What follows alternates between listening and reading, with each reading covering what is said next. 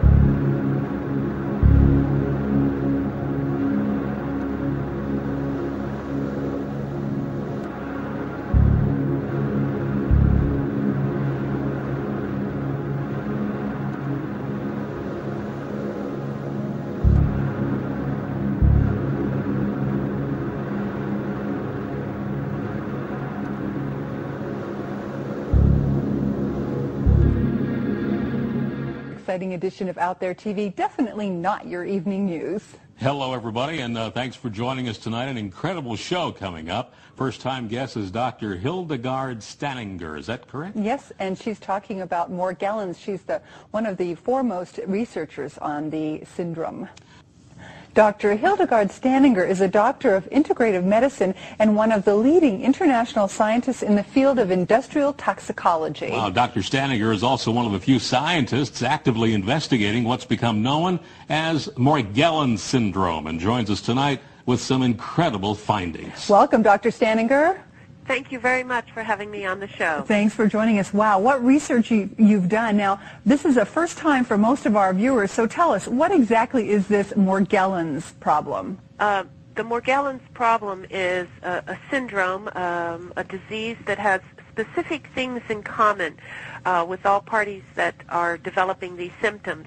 They have fibers that grow out of their body, and these fibers burn at 1,400 degrees or more, and they also have where it's either black, blue, or red, or even white fibers. They experience hair loss that is replaced by pseudo hair. They have fatigue and a number of what they call lesions, which has like a crust over it, or a pseudo skin, or some people call it a callus, where these fibers and other materials accumulate under the skin. Doctor, we're just showing some photographs as you're speaking, and this thing is hideous. It looks really alien on the human body. Well, it is a true foreign invader, meaning a foreign invader is something that comes into the body and is not recognized by the body and attacks the body's defense mechanism. And in this case, the materials which were identified at the end of the study, which was under Project FM, we found that it was made of a polyester, two-part polyester compound with other organic compounds, and it basically was like two plastic straws within itself. Wow. With a silicone head. Okay, you had something on the website that was a golden head. What is that in relation to? Now the golden head, which was identified in the very beginning, we went in stages.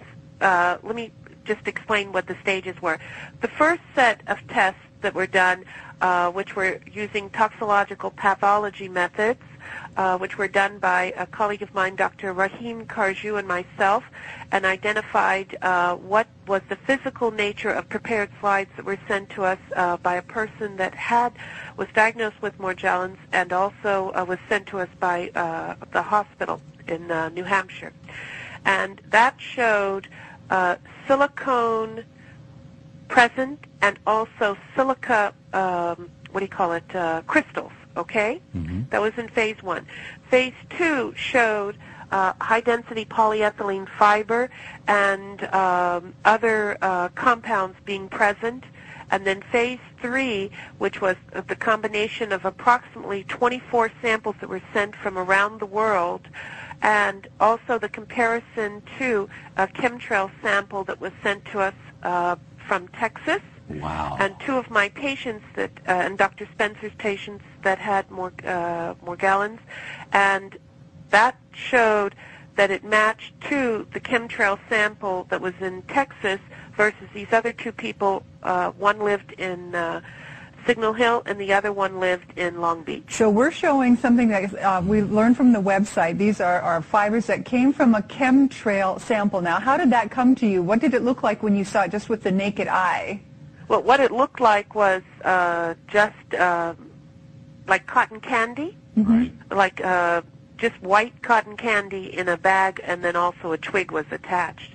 Because the person who took the sample saw it falling from the sky and was able to gather it and date it when they gathered it and put it into proper Ziploc bags. A hair, which we thought was real hair versus pseudo hair, where it doesn't have a core in it, because human hair has a core in it. They can put their finger next to it without even touching it, just like, say, maybe 2 or 3 millimeters away from the hair, and the hair will start spinning, meaning there's some kind of charge within their own body. Well, Okay. Doctor, this may be a ridiculous question, but the chemical analysis of these fibers, is it earthly or is it extraterrestrial? No. What I found was earthly, meaning when these nanoparticles come into the body, and they could become as smart dust or straight particles, what happens is it has some kind of nanoparticle which is called a nano assembler, meaning it uses body materials to make its network of fibers.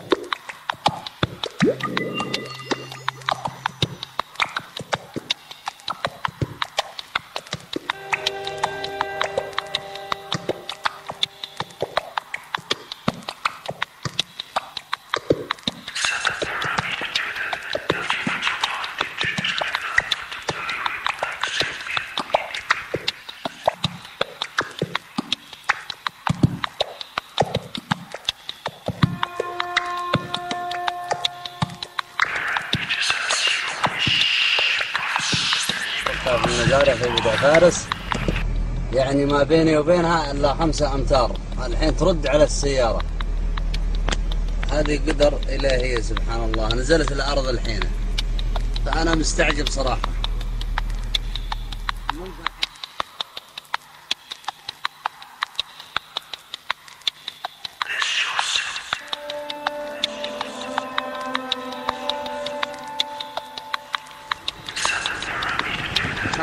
زود هذا، زود ايوه.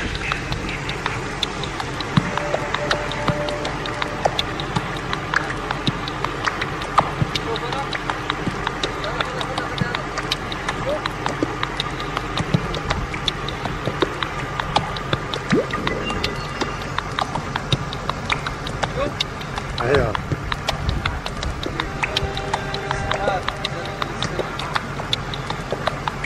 The American government, the U.S. government, supports all kinds of eugenics type activities, and it's really sickening that our own government would be supporting programs and activities. Are you talking about population control? Yes, I am. Talking about death and illness. So these are death dumps that they're dropping on us. Chemtrails, when I say that, yes, with aluminum oxide, strontium, barium, yes, sulfur hexafluorides, I've etc. seen quite a bit of evidence that clearly there are programs to dump all these chemicals on us. Not quite sure what the purpose is yet. The purpose is to kill us. In Nazi Germany they did this, and there was a Nuremberg trial. Should we not have another Nuremberg trial? Oh, that'd be a good idea if we could find somebody to actually prosecute these people. We need to have more Americans that understand what's going on so that there can be enough of an uprising to actually do that. Certainly they're doing it, and they are actually, killing people and making them sick. Well, it is genocide, isn't it? Sure, absolutely. Él vio al principio una especie de estelas en el cielo y de repente empezaron a caer, ahí lo tenemos. Sí, pero hay un montón de hebras, ¿eh? Como si fueran hilos. Él nos decía que era como pegajoso, gelatinoso incluso, que se podían estirar, alargar, mira, ahí vemos cómo cae, que se alargaban de hasta 15 o 20 metros, tú fíjate. Como gigantescas ahí las tenemos. telarañas, como ha ocurrido en alguna ocasión. Y en principio pensaron que podía ser una tela de araña y cogieron una muestra. Fíjate que nuestros espectadores se convierten ya en auténticos investigadores. Totalmente, pero CSI, fíjate lo que estamos viendo. Mira, además nos decía que es que caían por todo, por tejados, por los semáforos, por las ventanas. Ahí está, en los propios semáforos vemos cómo caen las hebras. Bueno, pues la llevan a la universidad y en la universidad la analizan al microscopio. Y esas imágenes, incluso de los análisis microscópicos, nos las envían. Bueno, vaya trabajo que han hecho. Porque esto, aunque parezcan telas de araña gigantescas, que se estiran muchísimo, 15-20 metros, nos decía, pues no lo son. Fíjate. Los análisis decían que no era nada de eso. Y por el momento no sabemos qué pueden ser. Hay alguna imagen incluso del espectrograma. Ha ocurrido en muchas ocasiones, estas lluvias de cabellos de ángel, y de todo eso vamos a hablar. Bueno, esto me parece tan interesante, tan raro, tan físico, que hay que ponerse en contacto con este investigador y desde luego saber algo más. Hay que saber algo más, sobre todo si se conservan todavía las muestras, que puede ser muy interesante. Además, conocer el estado actual. Y que pedían, mira, ahí están recogiendo las muestras, los hilos. Pedían nuestra ayuda porque, claro, dice que ellos ya no tienen más medios, ni físicos ni económicos, para que alguien les pueda dar una solución. Y nosotros, que tenemos contacto con muchos laboratorios, pues tal vez si siguen conservando alguna muestra la podamos analizar. ¿Qué les parece a ustedes el aspecto, desde luego, de tipo tela de araña, ¿no? Pero muy largas y muy elásticas. No podemos poner ni quitar nada. Nosotros no sabemos nada. Hemos recibido el material. Vamos a investigar. Y esto, desde luego, viene que ni al pelo. Fíjate, es que algunos parecen casi entidades vivas, ¿no? Una gran lombriz o algo así. En fin, una especie de rocío condensado. ¿Qué demonios es esto? Dans la région Midi-Pyrénées, précisément à Grappatour, en pleine campagne, ces fils sont tombés. Ils tombent du ciel comme par magie. Et n'aimant pas rester ignorant, parce que les recherches sur Internet, ou quand on va demander à des laboratoires, etc., ça nous n'apporte aucune réponse. Soit on se fait jeter, soit on nous dit gentiment que ils ne savent pas, c'est pas grave et qu'ils ne savent pas. Donc on se trouve face à quelque chose qui a l'air vivant. Plus je fais des observations, plus elles sont en corrélation avec celles faites par cet institut. Je rappelle que la maladie de Morgellons, ce sont ces mêmes fils qui poussent sous la peau et qui créent des liaisons, donc cette maladie est toujours plus ou moins reconnue.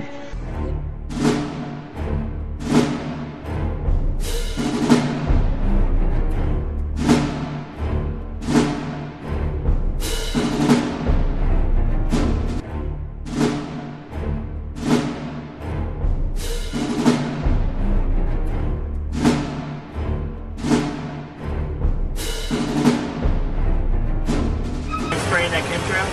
Yep. Good thing we're above it. I know. Otherwise we'd be dead right now. I'm gonna put this on YouTube. Si c'est assez exceptionnel, ce sont en fait des nuages, on les voit très bien, toute cette ligne. Alors ce sont les navires, figurez-vous, avec la condensation. C'est un petit peu ce qui se passe fréquemment par les avions.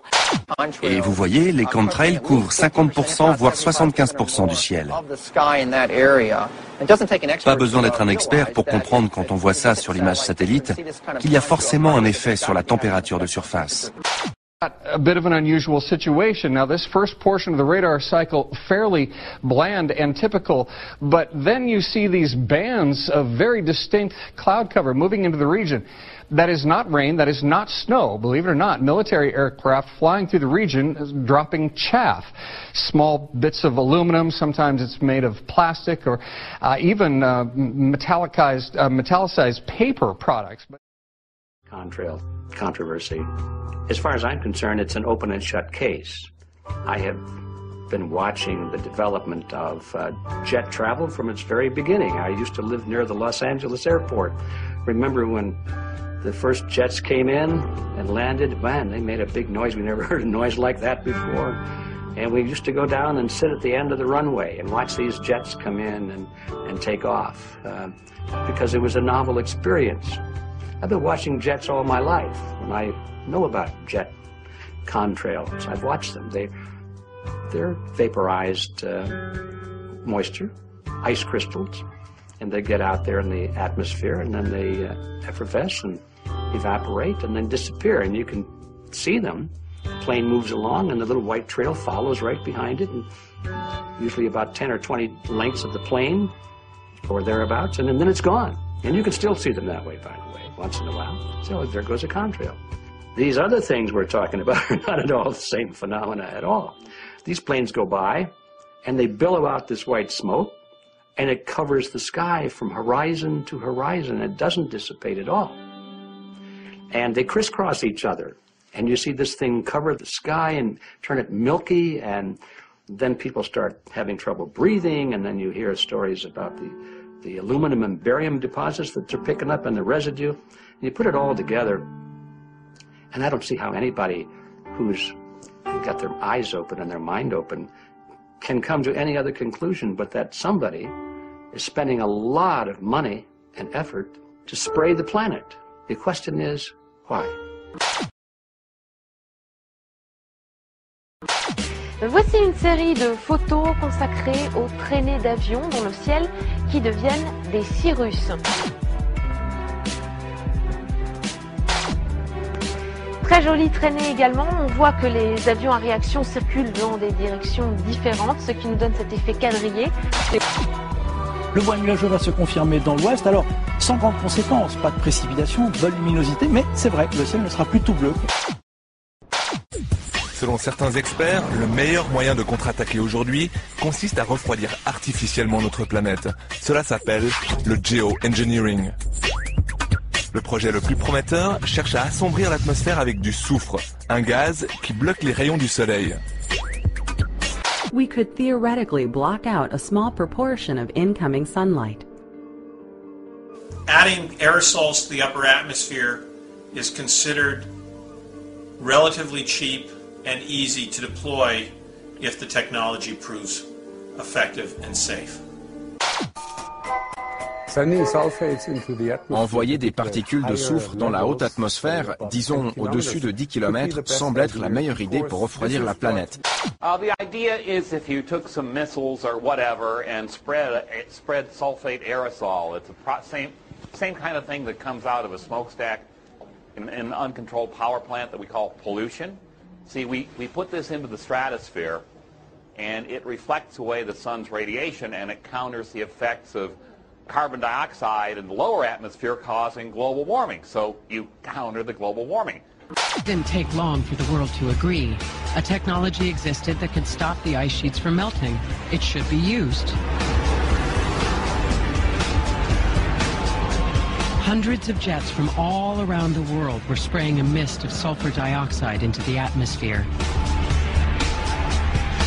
The gas would form particles which would shade the Earth and temporarily cool it. People say the government is up there in airplanes spraying all kinds of chemicals to change or manipulate the weather, leaving what you see there, and they call that a chemtrail. So what I look up there and I think are contrails, you're telling me are chemtrails? Yes, that a contrail would be dissipated by now. And it's interesting, Dale and Christina, this is of interest not just in this country, but European countries and frankly all over the world. A lot of folks interested in it. Well, Dave, you mentioned that climatologists and others who study the atmosphere believe that they'd be able to surely spot any kind of signs of an ominous plot. Our journey started in San Diego, California, where thousands of scientists, engineers, policymakers, and journalists gathered for the American Association for the Advancement of Science Conference. One of the topics was the artificial manipulation of the Earth's climate, also called geoengineering. During the meeting, scientists spoke about the plausibility of implementing geoengineering campaigns throughout the world under the guise of preventing global warming. One widely accepted theory was to block the sun by spraying something into the atmosphere. When they were asked about existing aerosol programs, they stated clearly that no such programs have ever been implemented. But strangely, these proposals sounded exactly like what people around the world are claiming is already happening. As you know, I have a background in the energy fields. I worked in the first solar plants in the continental U.S. in the early 80s. My home was on the cover of the world's largest renewable energy magazine, so this is my background. My goal has been to alert the public there is a mountain of toxic material falling on us, period. Before about 5 years ago, our skies were typically blue, and now you see it's covered with lines and haze, and virtually nothing you see on the horizon, nothing you see in the sky above us is a natural cloud. I mean, it is virtually all the remnants of these aircraft lines that you see. Certain days you can see these trails actually dropping vertically like a veil. We assume the particulates are descending, and we have the test to prove that we are being inundated with levels of aluminum and particulates that are literally tens of thousands of times what would already be considered high. So we're not talking about exposure to a slight percentage higher of these toxic materials. We're talking about quantities, for example, off the side of Mount Shasta. If you can pan back, that's a landmark in Northern California, considered to be a pristine water source. Aluminum or snow sample off the side of Mount Shasta tested 61,000 parts per billion.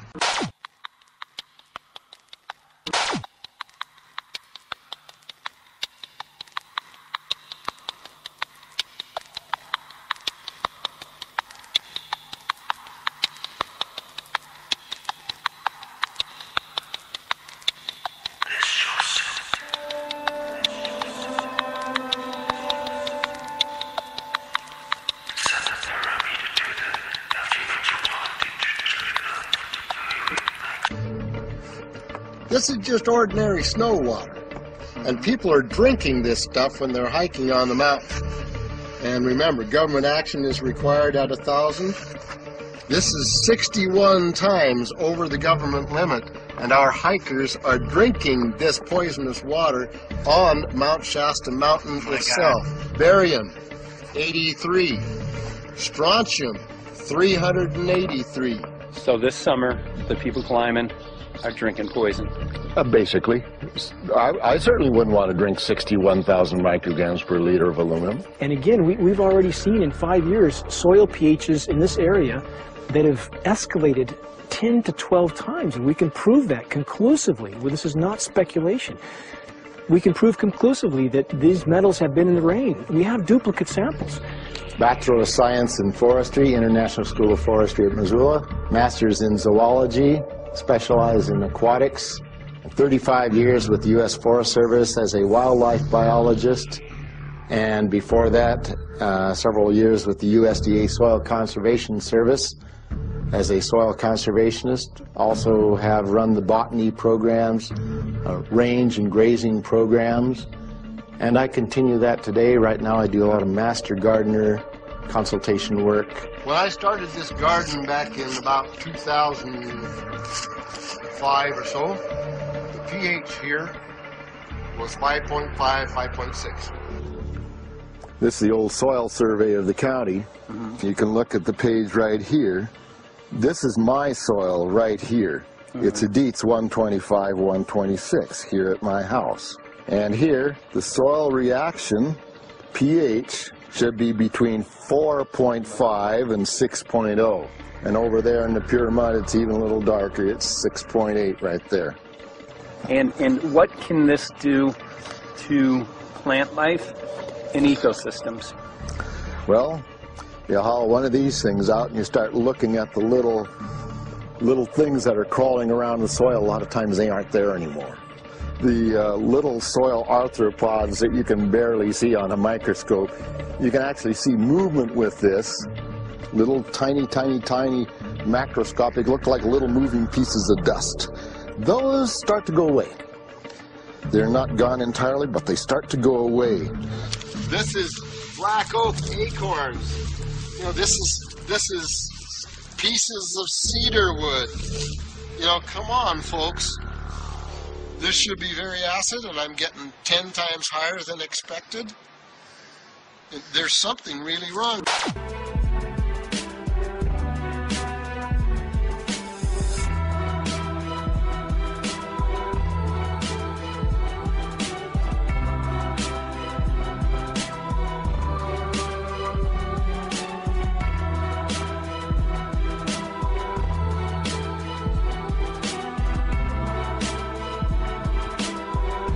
Methods might have some effect on the monsoons, which could lead to dramatic changes in precipitation patterns, drought, crop failures, and potentially conflict.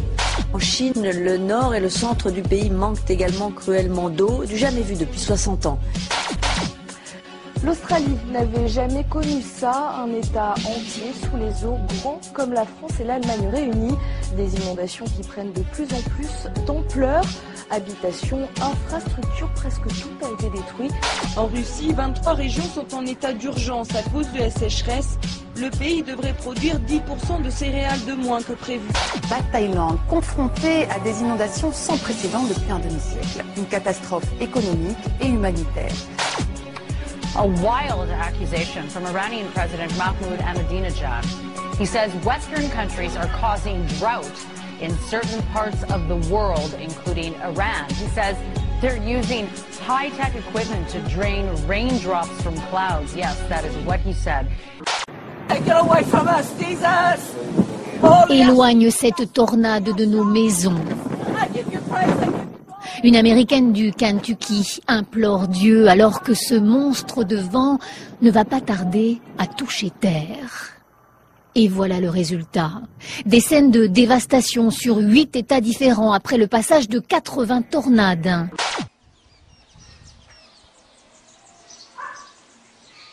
Voilà.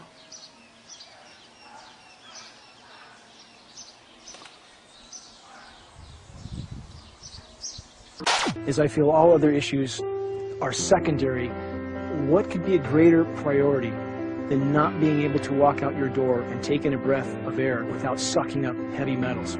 If our land base is being poisoned, if our waters are being toxified, what will we have left to work with? Whatever we choose to focus our time and energy on, whatever our political beliefs, that this is a common ground for all of us. We must have air that we can breathe that's not full of toxic chemicals and metals. We must have water that's not completely laden with whatever is being emitted from these aircraft.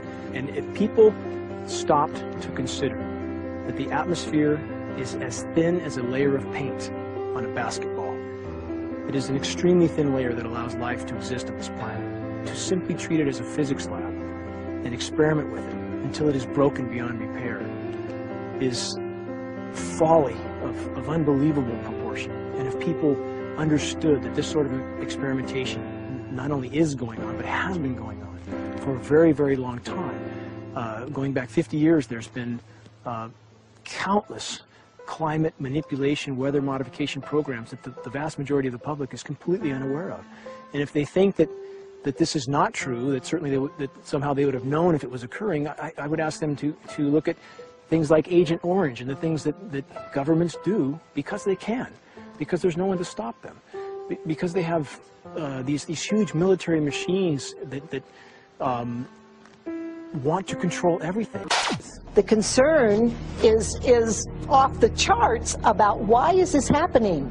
Why is this being allowed to be sprayed continually all over the United States, all over the world? Who is paying for this? I mean, the incidence of Alzheimer's has just skyrocketed, which evidently has to do with an accumulation of aluminum in the brain cells. I mean, I think almost every family has been touched by a member as they get older having Alzheimer's. And it's a horrible disease.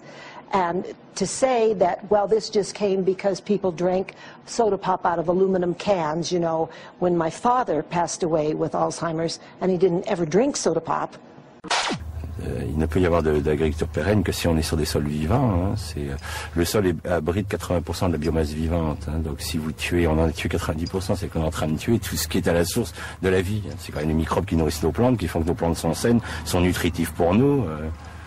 Alors que maintenant, les gens, nous sommes quand même dans la société la plus confortable de l'histoire de l'humanité et nos dépenses de sécurité sociale augmentent de 6% par an.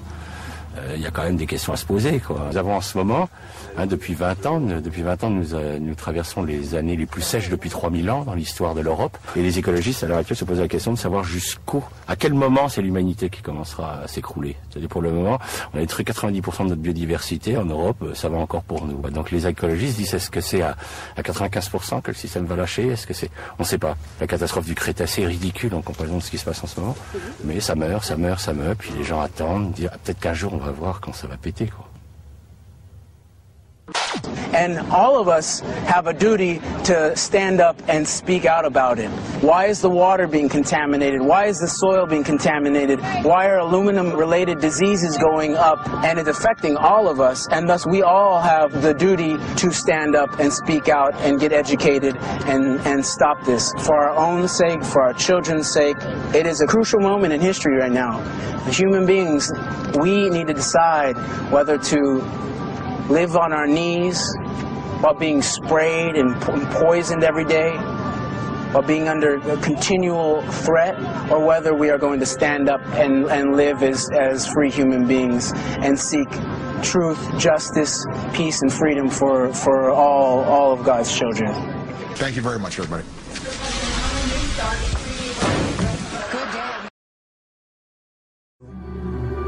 Don't believe everything you hear. Don't believe everything you read, and only believe half of what you see. God bless you.